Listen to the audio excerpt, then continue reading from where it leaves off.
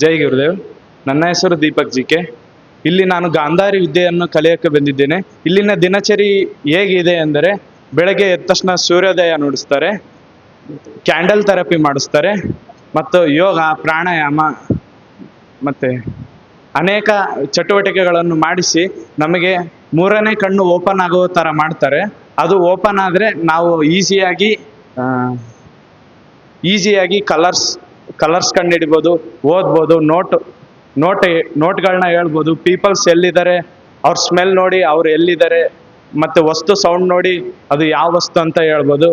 ಇದನ್ನು ಮಾಡೋದ್ರಿಂದ ಅನೇಕ ಉಪಯೋಗಗಳಿದೆ. ಮತ್ತು ಇಲ್ಲಿನ ಊಟ ರುಚಿಕರವಾಗಿದೆ.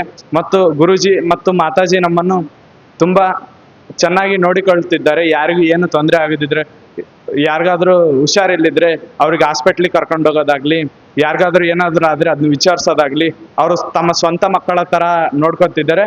ಮತ್ತು ಇಲ್ಲಿಗೆ ಬರೋದ್ರಿಂದ ನಿಮಗೆ ಏನು ಫೆಸಿಲಿಟಿ ಸಿಗ್ತವೆ ಅಂದರೆ, ಈ ಬೇರೆ ಕಡೆ ಎಲ್ಲ ಈ ಗಾಂಧಾರಿ ವಿದ್ಯೆಗೆ 1,20,000, 80,000, 45,000 ಮತ್ತು ಜಾಸ್ತಿ ಇದೆ. ಆದರೆ ಇಲ್ಲಿ ಬಂದಂಥ ರಿಸಲ್ಟ್ಸ್ ಬರಲ್ಲ.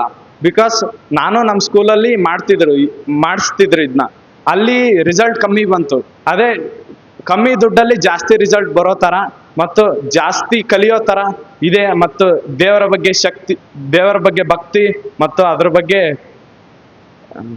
ಭಯ ಹುಟ್ಟಲು ಬರುತ್ತೆ. ಮತ್ತೆ ಕೆಲವೊಬ್ರು ಹೇಳ್ತಾರೆ ದೇವರು ಇರಲ್ಲ, ದೇವರು ಇದು ಇರುತ್ತೆ ಅಂತ. ನಾವು ಇಲ್ಲಿ ಪ್ರಾಣಾಯಾಮ ಯೋಗ ಅವನ್ನೆಲ್ಲ ಮಾಡ್ಬೇಕಾದ್ರೆ ನಾವು ನಿಜವಾದ ದೇವ್ರನ್ನ ನೋಡ್ತೀವಿ. ಅಂಡ್ ದೇವ್ರಿದೆ ಅಂತ ಗೊತ್ತಾಗುತ್ತೆ. ದೇವರು ಕೂಡ ನಮ್ಮ ಹತ್ರ ಮಾತಾಡುತ್ತೆ.